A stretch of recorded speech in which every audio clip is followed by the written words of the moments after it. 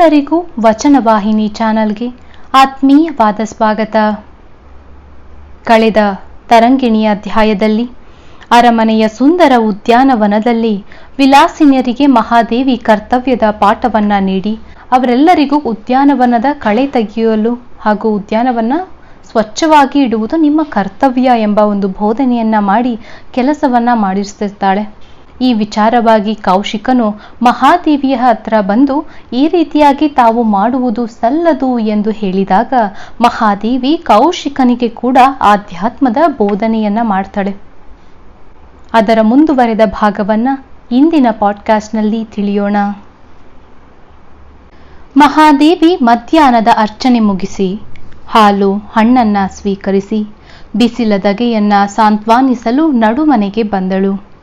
ಅದೊಂದು ವಿಶಾಲವಾದ ಪ್ರಾಂಗಣ, ಎದುರಿಗೆ ಪೀಠಗಳು, ನಟ್ಟ ನಡುವೆ ಚಕ್ರಾಕಾರದ ನೃತ್ಯ ವೇದಿಕೆ, ಅಲ್ಲಲ್ಲಿ ಸುಂದರ ಕಲಾಕೃತಿಗಳ ಕಂಬಗಳು, ಮೇಲ್ಛಾವಣಿಯ ತಳಭಾಗವೆಲ್ಲ ಸುಂದರ ತೈಲ ಚಿತ್ರಗಳಿಂದ ಕೂಡಿತ್ತು.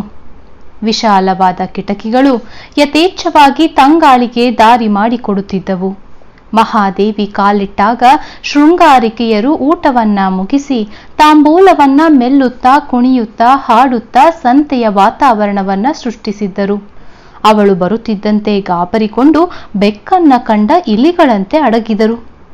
ಕೌಶಿಕ ಮಹಾರಾಜರನ್ನ ಕಂಡರೂ ಅಷ್ಟು ಹೆದರುತ್ತಾ ಇರಲಿಲ್ಲ ಅವರು.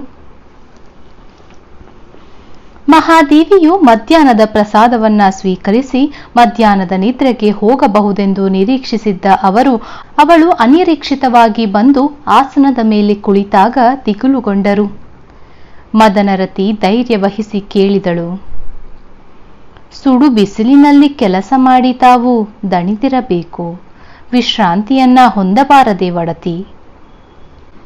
ಹಸಿವು, ತೃಷೆ, ನಿದ್ರೆ, ವಿಷಯ, ಮೈಥುನ, ಬಯಕೆ ಇವು ಶರೀರದ ಮನದ ವಿಕಾರಗಳು ಮದನ. ಅವಕಾಶ ಕೊಟ್ಟಷ್ಟು ಆಳಲು ಬರುತ್ತವೆ. ಇವನ್ನ ನಿಗ್ರಹಿಸಬೇಕಾದುದೇ ಜಾಣತನ. ಅವ್ವ, ತಾವು ഇരുಳು ಸಹ ಕಣ್ತುಂಬ ನಿದ್ರಿಸಿಲ್ಲ, ಹಗಲಿನಲ್ಲಾದರೂ ವಿಶ್ರಾಂತಿ ಹೊಂದಬಾರದೆ? ಶಿವಕಾಮಿನಿ ಹೇಳಿದಳು. ಹಗಲಿನ 4 ಜಾವ, ഇരുಳಿನ 4 ಜಾವ ದೇವನ ನೆನಪು ಕಾಡುತ್ತಿರುತ್ತದೆ. ಸದಾ ಅವನ ಹಂಬಲವೇ ಹಂಬಲ. ಹೀಗಾಗಿ ಆ ಚನ್ನ ಮಲ್ಲಿಕಾರ್ಜುನನ ಒಲುಮೆ ನಟ್ಟು ಹಸಿವು, ತೃಷೆ, ನಿದ್ರೆಯನ್ನ ಮರೆತಿರುವೆ ಶಿವಕಾಮಿನಿ. ಒಡತಿ, ನೀವು ಕೇಳಲಿಚ್ಛಿಸಿದರೆ ಹಾಡಬಹುದೇ? ಮದನರತಿ ಮೆಲ್ಲಗೆ ಕೇಳಿದಳು. ಶೃಂಗಾರಾತ್ಮಕ ಪ್ರಣಯ ಗೀತೆಯನ್ನ ಹಾಡಿ ಮಹಾದೇವಿಯ ಮನಸ್ಸನ್ನ ರಾಜನತ್ತ ಹರಿಸಲು ಸುಸಂದರ್ಭಕ್ಕಾಗಿ ಅವಳು ಕಾಯುತ್ತಾ ಇದ್ದಳು. ಅವಶ್ಯವಾಗಿ ಹಾಡು ಮದನೆ. ಮಧುರ ಕಂಠದ ಮದನರತಿ ಶೃಂಗಾರಿಕೆಯರು ಬಾರಿಸತೊಡಗಿದ ವಾದ್ಯಗಳ ಶ್ರುತಿಗೆ ದನಿಯನ್ನ ಹೊಂದಿಸಿಕೊಂಡು ಹಾಡತೊಡಗಿದಳು. ಕೌಶಿಕ ವಸಂತಕನೊಡನೆ ಅದೇ ಆಗ ಬಂದಿದ್ದ. ಪ್ರಣಯ ಗೀತೆಯನ್ನ ಹಾಡುವ ಮದನರತಿಯ ಯೋಜನೆಗೆ ಭಂಗ ತರದೆ ಅವರಿಬ್ಬರು ಹೊರಾಂಗಣದ ಕೋಣೆಯಲ್ಲಿ ಕುಳಿತರು. ಅವರಿಬ್ಬರು ಇಲ್ಲಿಗೆ ಬಂದಿದ್ದು ಕಾರ್ಯಾರ್ಥವಾಗಿ. ಉದ್ಯಾನದಲ್ಲಿ ಮಹಾದೇವಿಯನ್ನ ಸಂಧಿಸಿ ನಿರಾಶನಾದ ಕೌಶಿಕನು ಏಕಾಂತ ಭವನಕ್ಕೆ ಹೋಗುತ್ತಲೇ ವಸಂತಕನಿಗೆ ಅವಸರದ ಕರೆಯನ್ನ ಕಳುಹಿಸಿದ್ದ. ಅವನು ಬರುತ್ತಲೇ ಕೌಶಿಕನು ಆವೇಶದಿಂದ ನುಡಿದ, ಪ್ರಮಾದವಾಗುತ್ತಿದೆ ವಸಂತಕ, ಪ್ರಳಯ, ಭಯಂಕರ ಪ್ರಮಾದ. ಗಾಬರಿಗೊಂಡ ವಸಂತಕ ಪ್ರಶ್ನಾರ್ಥಕ ಮುಖಭಾವವನ್ನ ವ್ಯಕ್ತಪಡಿಸಿದ. ಇದೇನಯ್ಯ ಅನಾಹುತ? ಅವಳು, ಆ ಮಹಾದೇವಿ, ತಾನು ಇಲ್ಲಿಯ ವಾತಾವರಣಕ್ಕೆ ಹೊಂದುವಂತೆ ಬದಲಾಗದೆ ವಿಲಾಸಿನಿಯರನ್ನ ತನ್ನಂತೆಯೇ ಪರಿವರ್ತಿಸತೊಡಗಿರುವವಳು. ಅಹುದೇ, ಮಹಾಪ್ರಮಾದ. ವ್ಯಂಗ್ಯನಗೆ ನಕ್ಕ ವಸಂತಕ. ಇದು ಹುಡುಕಾಟದ ಮಾತಲ್ಲವಯ್ಯ ಮಿತ್ರ, ಗಂಭೀರವಾಗಿ ಆಲೋಚಿಸಬೇಕಾದುದು. ಆ ವಿರಕ್ತಳು ತಾನು ಬಿಸಿಲಲ್ಲಿ ಕುರ್ಚಿಗೆ ಹಿಡಿದು ಕೆಲಸ ಮಾಡಿ ಶೃಂಗಾರಿಕೆಯರಿಂದಲೂ ಕೆಲಸ ಮಾಡಿಸಿರುವಳು. ಆ ವಿರಕ್ತಳು ತಾನು ಬಿಸಿಲಲ್ಲಿ ಕುರ್ಚಿಗೆ ಹಿಡಿದು ಕೆಲಸ ಮಾಡಿ ಶೃಂಗಾರಿಕೆಯರಿಂದಲೂ ಕಾಯಕ ಮಾಡಿಸಿರುವಳು. ಅವಳ ಮಾತಿನ ಪರಿಣಾಮ ಎಷ್ಟಾಗಿದೆ ಎಂದರೆ, ನಾನತ್ತ ಹೋಗುತ್ತಲೇ ಶೃಂಗಾರಿಕೆಯರು ಒಕ್ಕೊರಲಿನಿಂದ, ಮಹಾಪ್ರಭು, ಅರಮನೆಯ ಸುತ್ತಲಿನ ಪುಷ್ಪೋದ್ಯಾನ ಭಾಗವನ್ನ ನಾವೇ ಸಂರಕ್ಷಿಸುವೆವು. ಇನ್ನು ಮುಂದೆ ಆ ಭಾಗಕ್ಕೆ ಇರುವ ತೋಟಿಗನನ್ನ ವರ್ಗಾಯಿಸಿರಿ ಎನ್ನಬೇಕೇ? ಸಂತಸದ ಸಂಗತಿ ಆಯ್ತಲ್ಲ ಪ್ರಭು. ತೋಟಿಗರ ಸಂಬಳ ಉಳಿಯಿತು, ಶೃಂಗಾರಿಕೆಯರು ಉಂಡಿದ್ದು ಅರಗುವುದು. ವಸಂತಕ ನಕ್ಕು ಹೇಳಿದ. ಮೂರ್ಖ, ಶತಮೂರ್ಖ, ಸಾವಿರ ಮೂರ್ಖ. ಆ ಕುಸುಮ ಕೋಮಲಾಂಗ ಸುಂದರಿಯರ ಮೈ ದುಡಿದರೆ ದಣಿಯದೆ, ಬಿಸಿಲಿನ ಜಳದಲ್ಲಿ ಬಾಡದೆ? ಏನೂ ಬೇಡ, ಅವರು ಅಲಂಕರಿಸಿಕೊಂಡು ಬಿಂಕದಿಂದ ಅರಮನೆಯಲ್ಲಿ ಓಡಾಡಿದರೂ ಸಾಕು, ಅದೇ ಶೋಭಾಯಮಾನ. ಆಗ ವಸಂತಕ ಹೇಳ್ತಾನೆ, ಒಳ್ಳಿತು, ದುಡಿಯಬೇಡಿ ಎಂದು ಆಜ್ಞಾಪಿಸಿರಿ. ಅದತ್ತ ಹೋಗಲಯ್ಯ. ಆ ವಿರಕ್ತೆ ಸುರಪಾನ ಮಾಡಬೇಡ ಎಂದು ಬೋಧೆ ಮಾಡಿ ಆ ವಿಲಾಸಿನಿಯ ಬುದ್ಧಿ ಕೆಡಿಸಿರುವಳಂತೆ. ವಿಲಾಸಿನಿ ಎಂಬ ರಮಣಿಯ ಹೆಸರು ತೊಡೆದು ಶಿವಕಾಮಿನಿ ಎಂಬ ಅರಸಿಕ ಹೆಸರನ್ನ ಇಟ್ಟಿರುವಳಂತೆ. ಹೀಗಾದರೆ ಆಯಿತು ನಮ್ಮ ಗತಿ. ಅವಳ ನೆರಳು ಉಳಿದವರ ಮೇಲೆ ಬಿದ್ದು ವಿಲಾಸದ ಅರಮನೆ ಹೋಗಿ ವಿರಕ್ತಿಯ ಗುರುಮನೆಯಾಗಿ ಬಿಟ್ಟೀತು ಇದು. ಕೌಶಿಕ ಹೇಳಿದ. ನಿಮ್ಮ ಬಾಯ ಹರಕೆಯಿಂದ ಆದರೆ ಬಂಗಾರವೇ ಆಯಿತಲ್ಲ. ವಸಂತಕ ಗಟ್ಟಿಯಾಗಿ ನಕ್ಕ. ಸಾಕಪ್ಪ ಸಾಕು, ಆ ನೀರಸ ಬದುಕು ಜನ್ಮ ಜನ್ಮಾಂತರಕ್ಕೂ ಬೇಡ ಮಿತ್ರ. ಹುಡುಕಾಟಿಕೆ ಮಾಡದೆ ಗಂಭೀರವಾಗಿ ನನ್ನ ಸಂಕಷ್ಟವನ್ನ ಕೇಳು. ಅವಳನ್ನ ಮನೆಯಿಂದ ಕರೆತರುವುದರಲ್ಲಿ ಯಶಸ್ವಿಯಾದರೂ ಮನವೊಲಿಸುವುದರಲ್ಲಿ ಸೋತಿರುವೆ. ಅಬ್ಬಾ, ಅದೆಂತಹ ಹೆಣ್ಣು ಆಕೆ! ಯಾವುದರಿಂದಲೂ ವಿಚಲಿತಳಾಗಳು.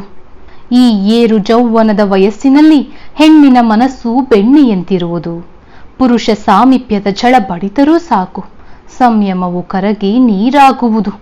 ಆದರೆ ಈಕೆ ಯಾವ ವಿಕಾರಗಳಿಗೂ ಒಳಗಾಗಳು. ಶಿಲಾ ಪ್ರತಿಮೆಯಷ್ಟು ನಿಶ್ಚಳಳು. ಬೆರಗಾಗಿ ಹೇಳಿದ ಕೌಶಿಕ.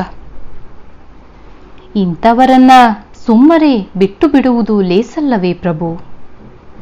ವಸಂತಕ ಹಾಸ್ಯದ ಧ್ವನಿಯಲ್ಲಿ ಕೇಳಿದ. ಅದು ಮಾತ್ರ ಅಸಾಧ್ಯ. ಹಾಗೆ ಬಿಟ್ಟುಕೊಟ್ಟರೆ ರಾಜನಾದ ನಾನು ಸೋತಂತಾಗದೆ. ಇವಳು ಒಳ್ಳೆ ಬಿಸಿ ತುಪ್ಪದಂತೆ. ಬಿಟ್ಟುಕೊಡಲು ಮನಸ್ಸಿಲ್ಲ, ನುಂಗಲು ಧೈರ್ಯವಿಲ್ಲ. ನೋವಿನಿಂದ ಕೌಶಿಕ ನುಡಿದ. ನೋಡೋಣ, ನಾನು ಇನ್ನೂ ಪ್ರಯತ್ನಿಸುವೆ. ಧೈರ್ಯವನ್ನ ಒಟ್ಟುಗೂಡಿಸಿಕೊಂಡು ಹೇಳಿದ. ನಿಮ್ಮ ಪರವಾಗಿ ನಾನು ಪ್ರಯತ್ನಿಸುವೆ. ವಸಂತಕ ಭರವಸೆ ನೀಡಿದ. ಈ ಉದ್ದೇಶದಿಂದಲೇ ಅವರಿಬ್ಬರು ಪ್ರಶಾಂತ ಭವನದತ್ತ ಧಾವಿಸಿದ್ದರು. ಕೌಶಿಕನಿಗೆ ಕಿಟಕಿಯ ಮೂಲಕ ಮಹಾದೇವಿ ಕುಳಿತಿದ್ದುದು, ಅವಳ ಚಲನ ವಲನಗಳು ಸ್ಪಷ್ಟವಾಗಿ ಕಾಣುತ್ತಿದ್ದವು. ತನ್ಮಯಳಾಗಿ ಗಾನವನ್ನ ಆಲಿಸುತ್ತಿದ್ದ ಆಕೆಯ ಭಾವಮುದ್ರೆಯನ್ನ ಕಂಡು ಕೌಶಿಕ ಹುಚ್ಚನಂತಾದ.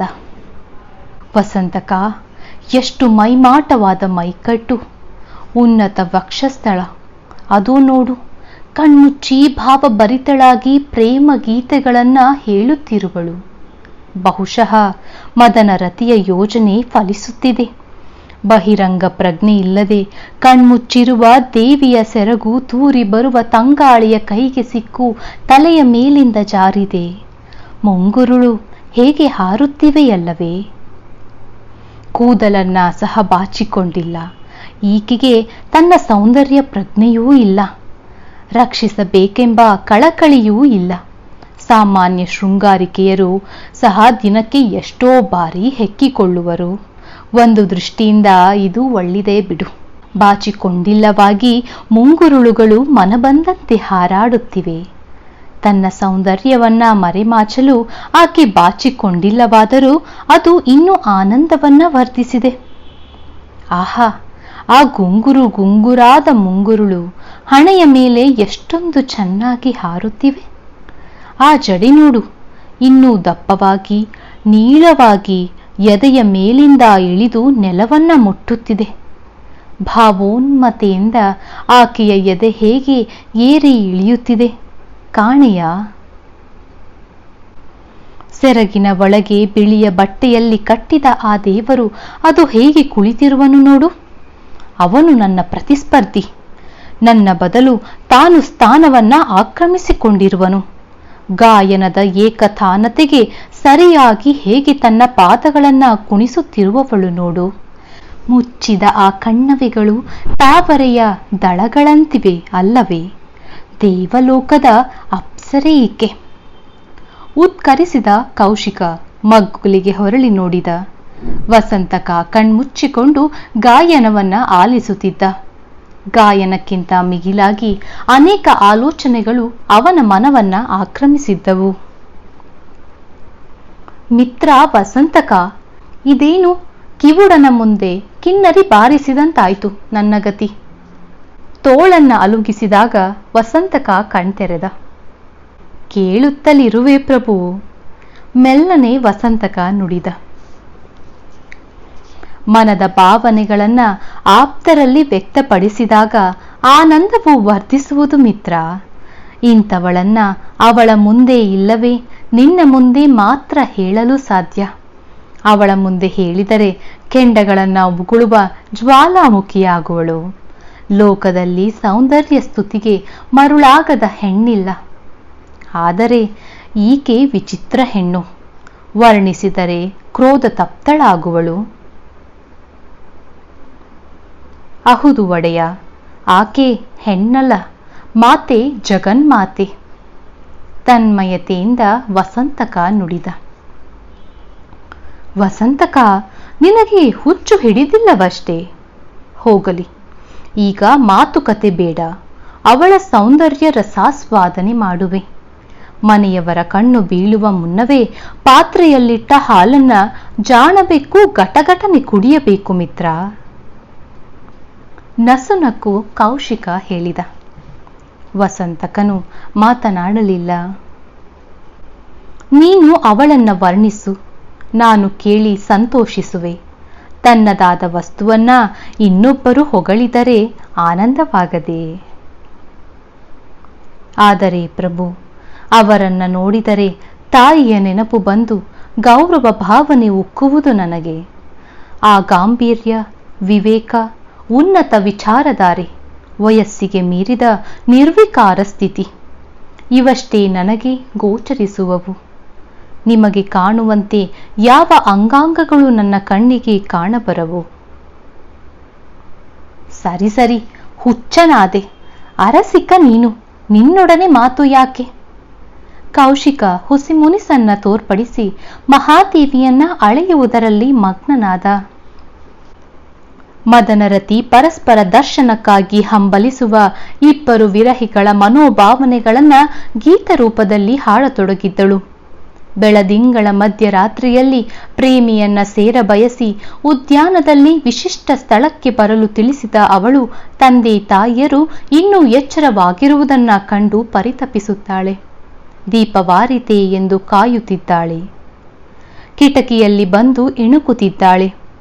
ತನ್ನ ಅಲಂಕಾರ ಮಂಕಾಗಿದೆಯೇನೋ ಎಂದು ಬಾರಿ ಬಾರಿಗೆ ಕನ್ನಡಿಯ ಮುಂದೆ ನಿಲ್ಲುತ್ತಾಳೆ. ಇಂದ್ರಿಯಗಳೆಲ್ಲವೂ ವಿರಹ ಜ್ವಾಲೆಯಲ್ಲಿ ಕುದಿದು ಪ್ರಿಯನಿಯಾಗಿ ಕಾತರಿಸುತ್ತಿವೆ.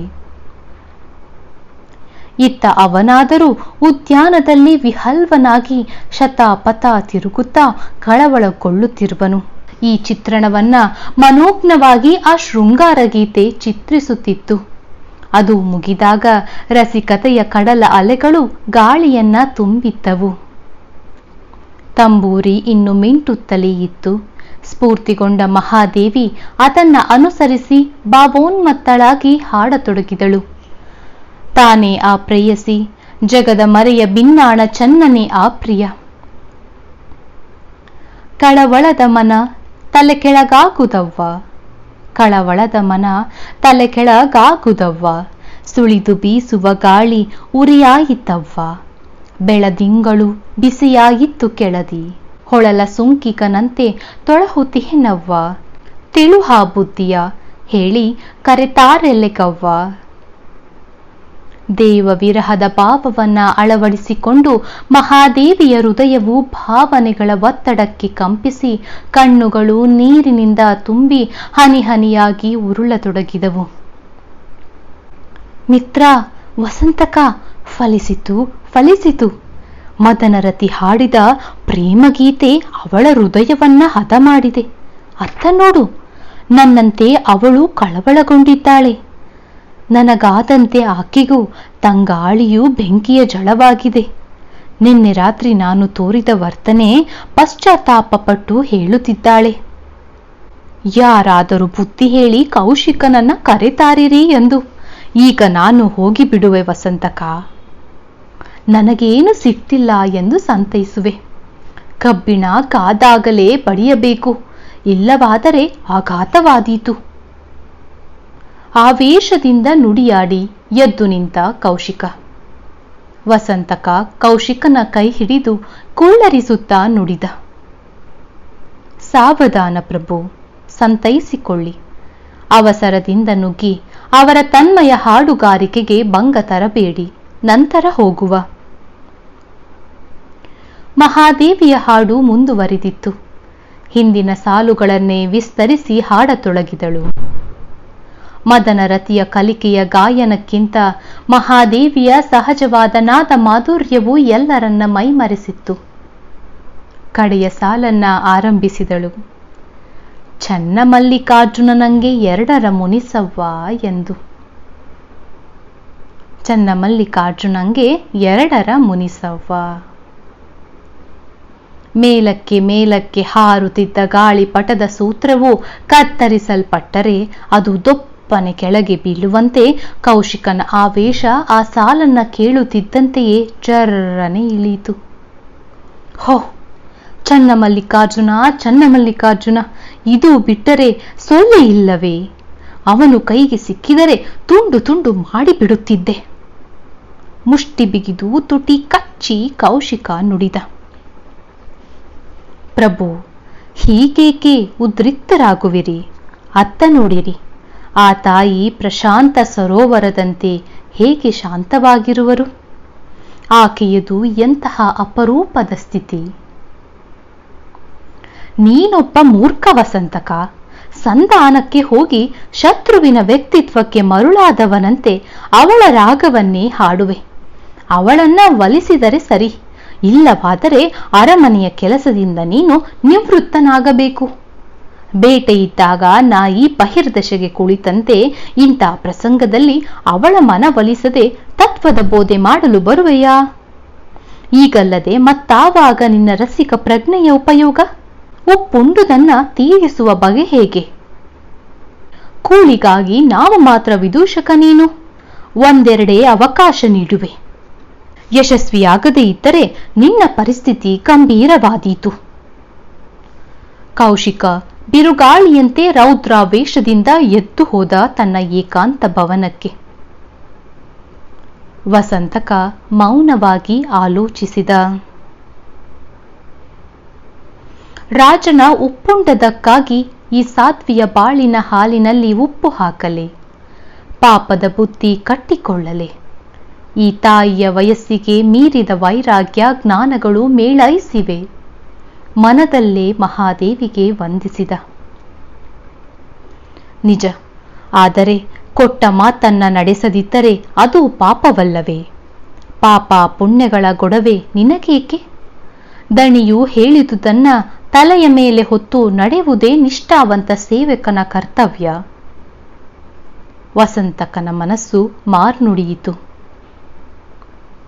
ಇಲ್ಲವಾದರೆ ಸಾಂಸಾರಿಕನಾದ ನೀನು ಅರಮನೆಯ ಆಶ್ರಯ ಕಳೆದುಕೊಂಡು ನಾಯಿಯಂತೆ ಅಲೆಯುತ್ತಾ ನಂಬಿದ ಹೆಂಡತಿ ಮಕ್ಕಳನ್ನ ಕೋಳಿ ಮರಿಗಳಂತೆ ಹೆಕ್ಕಿ ತಿನ್ನಲು ಕಳಿಸಬೇಕಾದೀತು. ವಸಂತಕನ ಮನಸ್ಸು ಒತ್ತಿ ಒತ್ತಿ ಹೇಳಿತು. ಸರಿ, ಪ್ರಯತ್ನಿಸುವೆ. ನಿರ್ಧಾರದಿಂದ ಎದ್ದು ಗಾಯನ ಮುಗಿದ ಬಳಿಕ ಪ್ರತ್ಯಕ್ಷನಾದ ವಸಂತಕ. ಶರಣರೇ, ಇಂದಿನ ಪಾಡ್ಕಾಸ್ಟ್ನಲ್ಲಿ ನೀವು ತಿಳಿದಂತೆ ಕೌಶಿಕನ ಆಜ್ಞೆಯ ಮೇರೆಗೆ ವಸಂತಕ ಮಹಾದೇವಿಯ ಬಳಿ ಬರ್ತಾನೆ, ಮಹಾದೇವಿಯ ಮನಸ್ಸನ್ನ ಒಲಿಸಲು. ಇದರ ಮುಂದುವರೆದ ಭಾಗವನ್ನ ಮುಂದಿನ ಪಾಡ್ಕಾಸ್ಟ್ನಲ್ಲಿ ತಿಳಿಯೋಣ. ಧನ್ಯವಾದ.